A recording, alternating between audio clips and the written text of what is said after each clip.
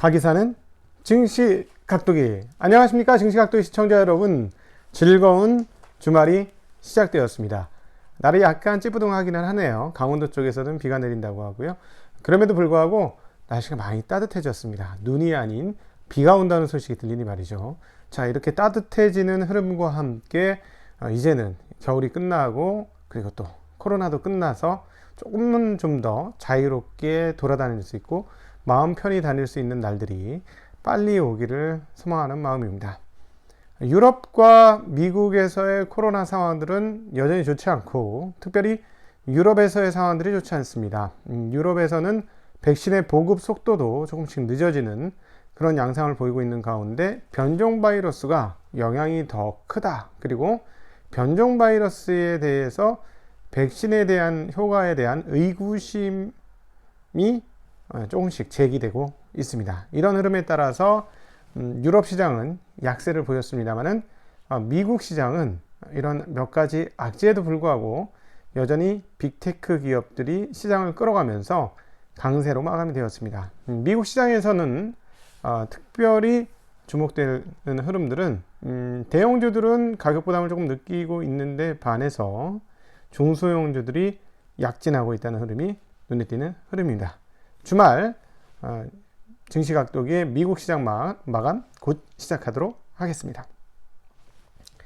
네, 이번 주는 저희 구독자분들 10만이 돌파되면서 10만 돌파 이벤트를 여러분 덕분에 아주 즐겁게 했습니다.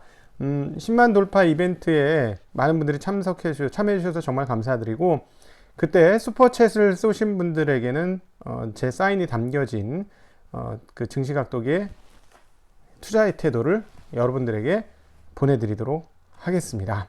네, 대신에 사인하는데도 시간이 많이 걸리고 주소 확인해서 발송하는데도 이게 자동화가 안 돼 있어요. 저희는 시스템이 이런 자동화 시스템이 아니야. 자동화를 연구하고 세상이 어떻게 변해갈지는 연구를 하지만 우리는 완전 오프라인 수동이에요.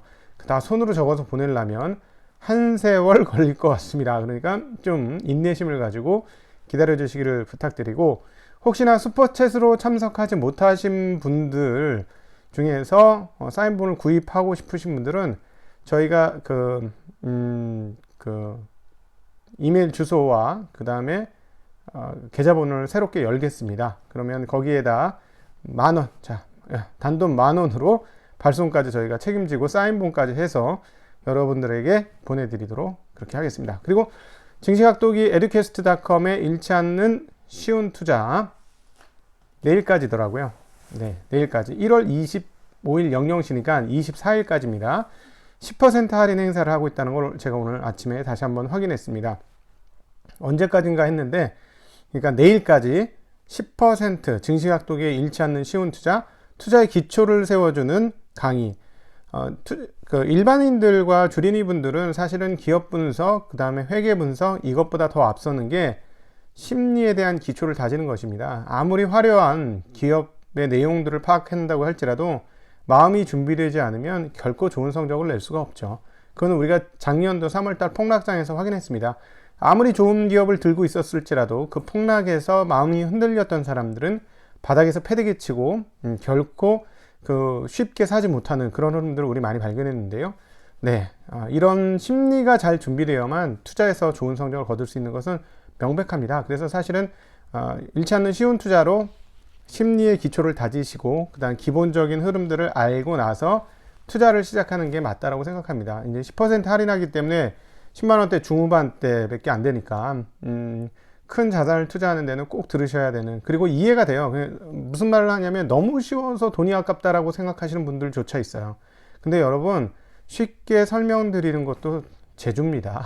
네, 우리 이렇게 하수도 고치는 분들이 와서 깔딱깔딱 잠깐 하고 다 됐어요 이러면 황당하잖아요. 근데 그거를 모르는 사람들은 1시간 2시간 더 걸릴 수도 있는 거예요. 기술자들이 와서 깔딱깔딱 하고 금방 고치는 건 그만큼 내용을 잘 알기 때문입니다. 자, 쉬운 강의이기지만 너무 쉽게 넘어가서 좀 너무 아깝다 시간이 너무 빨리 흐른다라고 생각하실 수 있지만 그만큼 깊이 파악한 내용이라는 점도 같이 생각해 주셨으면 좋겠습니다. 자, 미국 시장 오늘 최근에 계속되는 상승으로 인해서 시장이 부담감을 상당히 많이 느끼고 있습니다. 그래서 대형주들은 상대적으로 조금 약세를 보여주었는데요.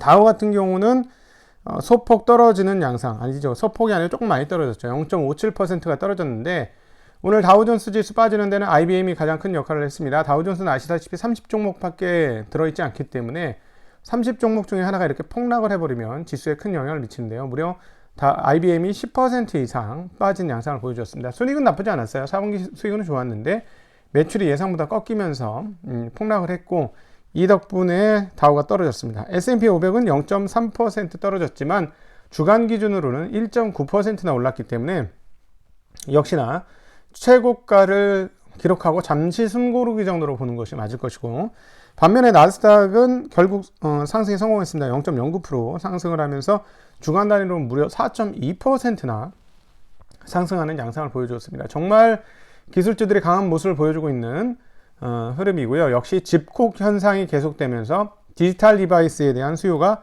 어마어마하다. 디지털 디바이스에 대한 수요가 어마해서 거기에 포진되어진 기업들이 많이 있는 나스닥은 상대적으로 좋고 최고가 행진을 계속 진행하고 있다.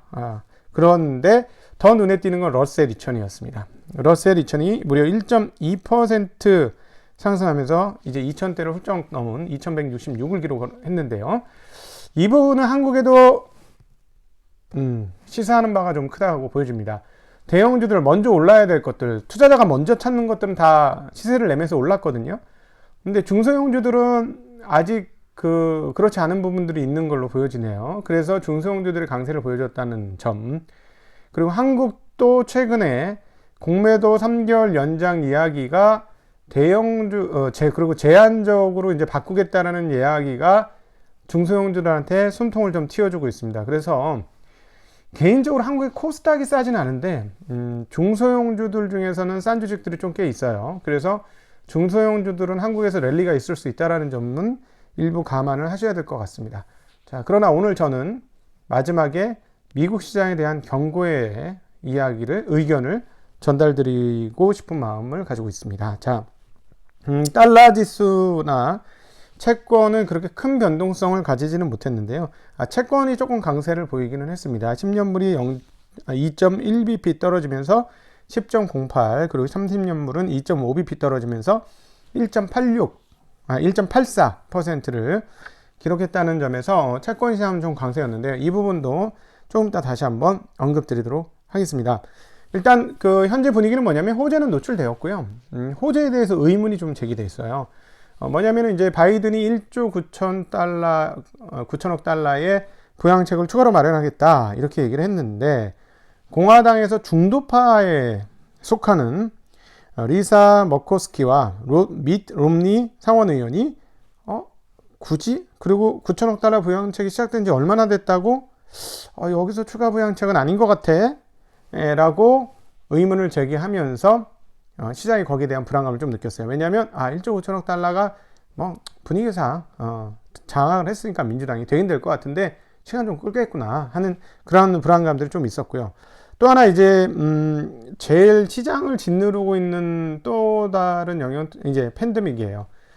팬데믹으로 인해서 기업들의 실적이 완전히 극과 극을 나타내는 상황 속에서 이 부분이 뒷꼭지를 좀 잡고 있는 부분 지속되고 있습니다. 그러니까 뭐냐면 유럽에서는 굉장히 심각하잖아요, 상황이. 이것들이 이제 경제 지표 하락으로 나타났습니다. IHS 마켓에서 발표한 1월 합성 PMI 예비치가 47.5가 나왔습니다. 시장 예상치는 48인데 이게 기준점이 어딥니까? 네. 제조업지수 기준점이 50이에요. 50 이상이면 활성, 50 이하면 침체인데 50 이하로 떨어졌다라는 거. 이 부분은 역시나 코로나로 인한 활동 약화가 분명히 영향을 미치고 있다. 여기에다가 유럽의 백신 공급이 당초 예상보다는 좀 늦을 것이다라는 그런 뉴스들도 유럽에는 별로 좋지는 않고, 또 코로나가 중국에서도 확산되고 있어요. 그래서 홍콩을 폐쇄하느냐 마느냐 얘기가 나오고 있고, 그리고 베이징 부근에서도 코로나가 나타나고 있기 때문에 이 부분은 이제 유가를 떨어뜨렸죠. 유가 재고도 많았습니다만 중국이 가장 활발하게 경제가 돌아가는데 이렇게 돼서 중국도 일부 셧다운이 되면 어떻게 될까라는 것이죠. 그래서 이제 겨울이 이제 끝나고 오늘 이렇게 따뜻하게 눈이 내리지 않고 비가 내리는 상황이잖아요. 그래서 이것으로 인해서 꺾여지면 다행이에요. 꺾여지면 다행인데 안 꺾여지면 조금 곤란한 상황들이 오죠. 그런데 또 다시 뒤집어서 생각해 보면 미국의 부양책은 상황이 좋으면 잘 시간을 제질 끌 수 있는데 상황이 나쁘면 시간을 끈다 못 끈다? 의원들은 투표로 뽑히는 사람들이라 못 끌어요, 시간을. 결국은 그게 또 통과될 수도 있다는, 이게 양자가 다 있어. 상황은 현실은 되게 나쁘고 유동성은 풀어서 그 자산 시장은 좋은, 이런 현재 상황, 그 지난 1년을 끌어왔던 이 상황들이 지금도 여전히 진행 중으로 있다라는 게 오늘 장을 통해서 다시 한번 생각해 볼 수 있는 대목입니다. 그리고 그 앞서 언급을 드렸습니다만 변이 바이러스, 변종 바이러스에 대해서 앤서니 파우처 소장이 현재 백신이 덜 효과적일 수 있다라는 언급을 조금 했습니다. 자, 간절히 바라는 건 겨울이 끝나니 자연 감소가 빨리 일어나기를 정말 간절히 바라고 있습니다. 이제 뭐 자산 시장 좋은 것도 좋은 거지만은 자영업자분들 너무 힘들고, 그리고 저희들도 이제 날씨도 따뜻해진데 좀 저도 자전거도 타고 좀 놀아야 될 거 아닙니까? 그죠? 그리고 애들은 무슨 죄가 있어요? 집안에 꽁꽁 갇혀가지고 애들도 좀 밖에 나가 실컷 놀고, 주말 부부들은 애들 어디죠? 그 노는 그런 놀이터 있잖아요. 그런 데도 좀 보내고 싶고 그러면서 조금 한갓지게 하고 싶은데 주말마다 애들하고 놀아줘야 돼서 우리 여성 노동하시는 분들은 주말에 집으로 회사 끝나고 집으로 출근한다. 주말에 강도 높은 고강도 노동하러 집에 들어간다. 뭐 이런 얘기 하지 않습니까? 빨리 하루속히 좀 끝났으면 좋겠다는 바람 가지고 있습니다. 자, 옐런이 오고 나서 달러 약세에 대해서도 얘기했고, 옐런이 오면서 이제 한 단계 무엇인가 마무리되는 흐름들을 보여주었는데, 이제 자본시장, 전체 시장, 거시에 대한 이야기를 지금부터 드릴게요. 이번 한 주, 지난주와 이번 한 주를 통해서, 지난주부터 그랬죠? 지난주부터 나타난 변화의 징조가 있어요. 뭐요? 채권 금리가 10년물이 1.2%까지 다가가자 응찰률이 올라왔어요. 10년물 채권 응찰률이. 즉 10년물 채권을 매주 이렇게 거의 매주 지금 팔고 있잖아요. 다음 주에도 어마무시하게 팝니다. 2년물인가가 600억 달러를 기다리고 있어요. 예, 그러니까 입찰 굉장히 많이 있는데, 그러니까 거의 대부분 중앙은행이 소화했죠. 연준이 다 가지고 가서 입찰률이 뭐 그냥 뻔하다. 그리고 2.4배인데 그거보다 좀 떨어지니까 이제 진짜 어렵지 않느냐 했는데 1.2% 10년물 금리가 1.2%까지 근처까지 올라오자 응찰률이 2.6배 이상으로 올라왔어요. 그리고 지난 한 주간도 잘 소화됐어요. 그런 흐름들이 나타나서, 자, 이렇게 되면 미국의 금리 인상 속도는 어떻게 된다? 생각보다 여기서 살짝 멈출 수도 있다. 근데 1조 9천억 부양책이 나오고 나서 또 어떻게 될지는 봐야 되는데, 그런 부분들이 좀 있어요. 채권의 금리 상승 속도가 좀 떨어졌어요. 그러다 보니 어떤 현상이 일어났느냐? 제가 말씀드렸던 본전금리 BER, Break Even Rate. 10년 Break Even Rate는 뭐예요? 이 정도 금리를 받아야 쉽게 얘기하면 그 인플레이션을 감안한 본전은 된다라는 거죠. 실질적인 인플레이션이 한 2% 정도 올라오기 때문에 2% 금리 받아봐야 본전치기다. 그거보다 못 받으면 사실 역마진이다. 그런 거죠. BER이라고 우리가 표현하는데, 이 BER이 굉장히 많이 올랐었어요. 2.18까지 올랐어요. 굉장히 빠른 속도로 오르더라고요. 근데 한풀 꺾였습니다. 지금 2.018로 훅 하고 내려왔어요. 그래서 이 부분은 지금 뭐냐면 바이든 행정부가 들어오면서 또 1조 9천억 달러 그리고 온갖 그 부양책을 할 것이다라는 생각 때문에 상당히 채권 시장이 불안해하다가 이제 딱 시작이 되자, 바이든 행정부가 시작이 되자 약간 안심한 흐름으로 지금 바뀐 거죠. 채권 시장의 어떤 부담감들이 조금 내려앉았는데, 자, 이제 요거는 한 달락 된 것 같아요. 지난주부터 변화의 조짐이 있어서 요건 한 달락 됐는데, 이제 요 다음 달락은 뭐냐면 실질적으로 네, 그 1조 9천억 달러가 또 나오고 이랬을 때 달러 가치와 미국 국채의 수익률, 금리가 어떻게 될지는 굉장히 중요한 포인트로 앞으로 봐야 되는데, 일단 잠정적으로 조금 막 이렇게 약세된 게 일단 가라앉았다는 거는 말씀드리고 싶습니다. 기업 뉴스로는 인텔이 폭락했어요. 인텔이 폭락한 거에 대해서 먼저 실적이 까여가지고 먼저 올라갔던 게 빠졌다라고 해석을 하는데 그건 아닌 것 같고, 우리는 뭐 이제 반도체 반쯤 전문가잖아요. 왜 떨어졌어요? 인텔이 오늘 폭락을 했습니다. 9% 폭락을 했는데 인텔이 빠진 이유는 아웃소싱 덜 하겠다 그런 거지. 덜 하겠다고 한 건 아니야, 정확하게. 전일도 말씀드렸지만 덜 하겠다고 한 게 아니고 뭐라고 얘기했어요? 네, 자기네 7나노 잘 될 것 같다. 그래서 우리는 인하우스, 우리 회사 내에서 반도체 더 잘 만들 것이다 라고 했죠. 근데 그 뒤에도 아웃소싱도 확대하겠다는 얘기는 했어요. 근데 요 앞에 게 얘기가 들리니까 얘네 아웃소싱 안 하네? 그럼 무슨 생각을 해요? 그동안에 인텔이 뭐가 문제였어요? 생산 적체. 그 생각을 다시 하게 된 거지. 그럼 얘네 또 매출 쉽지 않고 계속 점유율 뺏기겠네. 반도체 시장 커지고 있는데 이런 생각을 한 거죠. 그래서 이렇게 빠졌는데 실제적으로 이건 뚜껑을 따고 나중에 봐야 될 것 같아요. 인텔이 얼만큼 아웃소싱을 할 것인지 여부. 그래서 진짜로 아웃소싱을 한다면 시장 아니구나. 진짜 하는 거구나. 뭐 인하우스 한다 그러더니 하는 거구나 하면서 다시 다르게 판단할 가능성이 있습니다. 자, 앞서 말씀드렸던 IBM 10% 폭락을 했고요. 그럼에도 불구하고 기술주들이 좋았던 건 역시 1위 주식인 애플이 무려 1.6%나 올랐다는 것이 이유가 되겠습니다. 아마존은 0.45% 빠졌고요. 마이크론 0.44 상승, 알파벳 0.45 상승, 페이스북도 0.6% 상승을 했습니다. 그러나 가열차게 올랐던 반도체 주식들은 하락을 했는데요. 필라델피아 반도체 1.84% 떨어졌고요. 퀄컴 1.4, 마이크론 테크놀로지 3.2%나 빠졌습니다. AMD 1.3% 올랐고 엔비디아는 1.1% 떨어지는 양상을 보여주었습니다. 그러니까 AMD하고 인텔은 서로 상충되는 관계, 이렇게 해석하시면 될 것 같습니다. 네. 자, 오늘 여러분들에게 드리고 싶은 말씀은 울프 스트리트의 경고입니다. 울프 스트리트가 뭐라고 얘기했냐면 미국 시장 얘기입니다.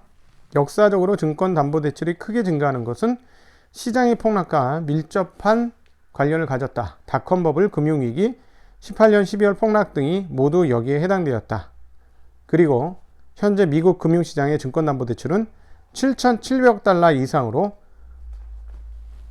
만약에 낙폭이 시작되면, 하락이 시작되면 낙폭도 클 것임을 예고하고 있다 라고 얘기했습니다. 7,700억 달러면 얼마인가요? 우리나라 돈으로 800조입니다. 엄청난 양이 레버리지로 쓰여지고 있다는 거죠. 레버리지가 올라갈 때는 시장을 더 가파르게 올라가게 합니다만 빠질 때는 훨씬 더 빠른 속도로 시장을 붕괴시킬 수 있습니다. 항상 그랬습니다. 주식시장은 꾸준히 올라가다 떨어질 때 단박에 떨어집니다. 꾸준히 올라가다 단박에 떨어지죠. 의욕과 의욕을 물리치면서 계속 올라가면서 확신의 단계로 더 들어서면서 가격이 크게 오르다가 갑자기 어느 순간 아무도 살 사람이 없고 더 이상 끌어올 레버리지가 없는 바로 그 시점에서 레버리지 주가가 하락이 마진콜을 부르고 마진콜이 또 투매를 불러서 주가가 단박에 떨어지는 것이 자본시장의 흐름입니다. 대출이 늘어나는 건 결단코 좋은 뉴스가 아니에요. 한국 같은 경우는 증권회사들이 대출 준비를 안 했기 때문에 시장 규모 대비 그나마 조금 적은데 미국은 지금 800조 원이에요. 800조라는 어마무시한 대출인데 이건 증권 담보만이에요. 다른 레버리지 없을까요? 충분히 있을 거예요. 그렇다면 전체 시장과 이 레버리지 차입 규모를 좀 비교해 볼 필요가 있는 그런 상황이다 라고 판단하고요. 이 부분들에 대한 주의는 좀 필요하다. 그러나 제가 예전에 독일 책방에서 1929년 대폭락에 대한 책을 말씀드렸죠. 그 책을 읽으면서 정말 재밌었던 게 뭔지 아세요? 1929년 10월 달에 대폭락이 오기 전에 26년에 이건 너무 고평가야. 27년에 이건 버블이야. 28년에 이건 너무나 지나친 버블이야 라는 얘기를 했다라는 것이죠. 그래서 제가 말씀드리는 건 시장은 예측할 수 없다. 그런데 언제 폭락할 거냐? 전혀 예상하지 못했던 악재가 터졌을 때 이건 뭐지? 이거 어떻게 해석해야 되지? 좀 이상한 것 같은데? 안 좋은 것 같은데? 뭐야? 근데 이제 경제에 좀 타격을 미칠 것 같은데? 그런데 시장은 좋았는데 설마 이럴 때 이제 무너집니다. 우리가 코로나 때도 그러지 않나요? 우리는 이제 그나마 시간이 지나면 이제 까먹을 거예요. 시간이 지나면 더 까먹는데 아직은 안 까먹으니까 지난 3월, 2월 달이죠. 정확하게는 2월 달의 기억을 되살릴 필요가 있습니다. 지난 2월 달 코로나가 터졌을 때 이거 뭐지? 이거 뭐 어떻게 해석해야 돼? 이걸로 앞으로 어떻게 되는 거지? 하고 처음에 다들 멍했어요. 멍하다가 이게 전반적인 셧다운으로 넘어갈 수밖에 없는 상황이라고 인식하면서부터 폭락하기 시작했었죠. 그러면서 가장 크게 반영된 게 뭐였었나요? 셧다운이 됐을 때 아주 안 좋다라고 생각되는 자산, 석유, 유가의 폭락이 있었습니다. 그러고 나서 걷잡을 수 없는 폭락이 시작되었었죠. 네, 그러니까 여러분 폭락은 걷잡을 수 없을 속도로 빠르게 진행된다는 점은 감안하시고, 자, 이제부터는 정말 비투는 안 하시기를 간절히 바랍니다. 그리고 정말 아쉬운 대목 하나, 한국 자동차의 신 김필수, 자동차의 필수죠. 자동차의 필수 아이템 김필수 교수님과 함께하는 자동차 특집이 그제와 어제 저녁 9시에 올라갔습니다. 자, 오늘도 나머지가 올라갈 예정입니다. 여러분, 저는요, 만약에 버블이 온다면 이번에는 자동차와 더불어서 버블이 올 것 같습니다. 지금은 자동차가 앞으로, 자동차라는 말이 앞으로가 더 정확하게 맞지. 옛날에 그냥 차였는데 이제는 진짜 자동차, 완전 오토모빌리티의 세상이 왔어요. 탈 것의 세상, 새로운 탈 것의 세상이 오고 있는데, 그 부분에 대해서 정말 짧지만 말 속도가 한 2배 빠릅니다. 그래서 여러분 잘 들으시면 강의 내용, 대담 내용의 그 컨텐츠 양이 여러분 들으시는 거 2배라고 보시면 돼요. 정말 2배속 느낌으로 말씀하시는데 정말 많은 보고들이 그 속에 지혜의 보고들이 담겨져 있습니다.